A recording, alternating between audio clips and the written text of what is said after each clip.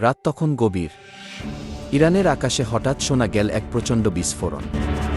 চমকে উঠল তাবরিজ শহরের মানুষ। পরদিন সকালেই ঘোষণা আসে। তাতে ইরানের দাবি, তারা গুলি করে ভূপাতিত করেছে ইসরায়েলের একটি F-35 যুদ্ধবিমান।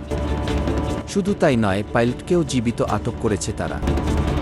এই নিয়ে যুদ্ধ শুরুর পর ইরান দাবি করল, তাদের আকাশ প্রতিরক্ষা বাহিনী ইসরায়েলের 3টি F-35 গুড়িয়ে দিয়েছে।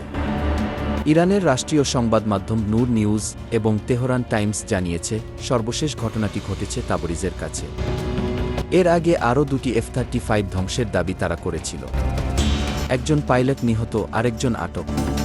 ইরানের সেরা বাহিনী 38 এক বিবৃতিতে জানা, এটি শুধু কৌশলগত বিজয় নয়, প্রযুক্তিগত শ্রেষ্ঠত্বেরও প্রমাণটি। তারা সরাসরি বলেছে, বিশ্বের প্রথম দেশ হিসেবে ইরান সফলভাবে গুলি করে নামিয়েছে 5ম প্রজন্মের স্টেলথ জেট। অবশ্য ইসরায়েল এই দাবিকে মিথ্যা বলে উড়িয়ে দিয়েছে। তাদের আরবি মুখপাত্র কর্নেল আবিচার আদ্রি বলেন, এই খবর ভিত্তিহীন এবং ইরানের প্রচারযন্ত্রের অংশ। যদিও কিছু ছবি ছড়িয়েছে সামাজিক মাধ্যমে, কিন্তু তাদের সত্যতা এখনও যাচাই হয়নি। আন্তর্জাতিক পর্যায়ে কোনো নিরপেক্ষ উৎস এখনও ইরানের দাবি নিশ্চিত করেনি।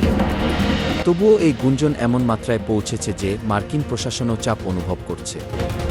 ইতিমধ্যেই পেন্টাগন ঘোষণা দিয়েছে, 2026 সালের জন্য তারা বিমান বাহিনীর F-35 এর অর্ডার 48 থেকে কমিয়ে 24 নামিয়ে আনছে। অর্থাৎ অর্ধেক কেটে দেওয়া হয়েছে। একটি F-35 এর গড় মূল্য প্রায় $90 মিলিয়ন, অর্থাৎ প্রায় 900 কোটি টাকা। এত বড় মূল্যের একটি ফাইটার যদি ধরা পড়ে, তাহলে কেবল ইসরায়েলের নয়, মার্কিন যুক্তরাষ্ট্রের সামরিক গৌরবও প্রশ্নের মুখে পড়ে।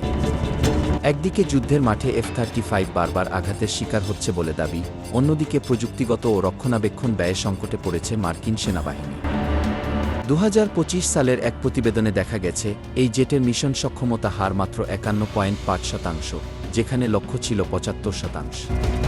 পার্টসের ঘাটতি এবং রক্ষণাবেক্ষণের জটিলতাই এই ঘাটতির মূল কারণ।